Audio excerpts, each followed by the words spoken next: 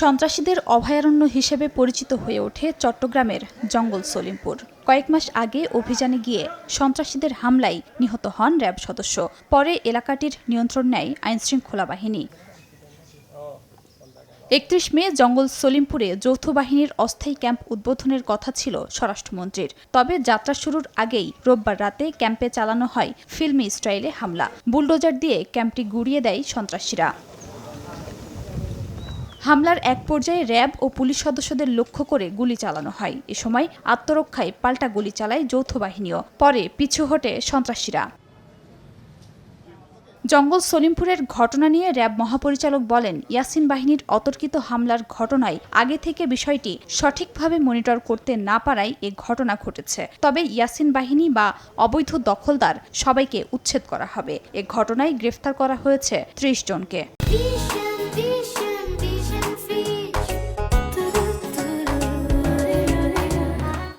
ইয়াসিন বাহিনী আমাদের চেয়ে শক্তিশালী হয়েছে এটা ভাবার কোনো সুযোগ নাই।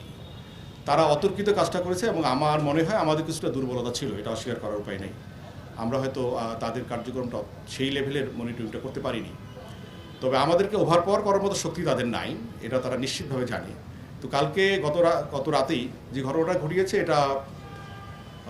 এটা আমাদের কিছু অসাবধানতাবশত ঘটেছে, কথা ঠিক। তবে তারা এখানে আসতে পারবে না, তাদের সে শক্তি নাই। তারা যেখানেই থাকুক, যেভাবে থাকুক, তাদেরকে আমরা উচ্ছেদ করব। এবং এই পর্যন্ত প্রায় ৩০ জন অ্যারেস্ট রয়েছে, গ্রেপ্তার রয়েছে এই সংক্রান্তে। এবং আপনারা নিশ্চিত থাকতে পারেন তারা কোনোভাবে সেখানে ঢুকতে পারবে না। এদিকে র্যাব ও পুলিশের একাডেমি নির্মাণের খবরে সন্ত্রাসীরা সেখানে হামলা চালিয়েছে বলে মন্তব্য করেন স্বরাষ্ট্রমন্ত্রী। তিনি বলেন, বিগত সরকারের সময় আইনের শাসন না থাকায় জঙ্গল সলিমপুরে সন্ত্রাসীরা রাষ্ট্রের ভেতর আরেকটা রাষ্ট্র তৈরি করেছিল। দীর্ঘ ১৭ বছর দেশে কোনো আইনের শাসন ছিল না, দুর্বৃত্তায়নের একটা মহামারী ছিল। জঙ্গল সলিমপুর আমরা যেভাবে একটা রাষ্ট্রের ভিতরে রাষ্ট্র হতে দেখেছি, সেটাকে যখন আমরা আইনশৃঙ্খলা রক্ষাকারী বাহিনীর নিয়ন্ত্রণে আনতে পারলাম, ওখানে একটা যৌথ অভিযান চলেছে, অনেক অস্ত্র উদ্ধার হয়েছে, অনেক দাগি আসামি গ্রেফতার হয়েছে। সেখানে আমরা যখন ঘোষণা করেছি যে পুলিশ একাডেমি করা হবে, র্যাবের জন্য একাডেমি করা হবে, এবং আমাদের পুলিশ বাহিনীর ক্রীড়া কমপ্লেক্স অন্যান্য বাহিনীর বিজিবির এবং এপিবিএনের পারতপক্ষে আমরা আরও অনেক, যেহেতু আমাদের সংস্থা অনেক আছে, তাদের সবাইকে ওখানে অ্যাকোমোডেট করব। ওইখানে চট্টগ্রাম জেলা কারাগার স্থানান্তর হওয়ার কথা আগে থেকেই। এই জায়গাটা একটা প্রশাসনিক এবং বিভিন্ন নিরাপত্তা বাহিনীর, শৃঙ্খলা বাহিনীর একটা হাব, ট্রেনিং সেন্টার হয়ে উঠবে। সেই জায়গাটায় যাতে সন্ত্রাসীরা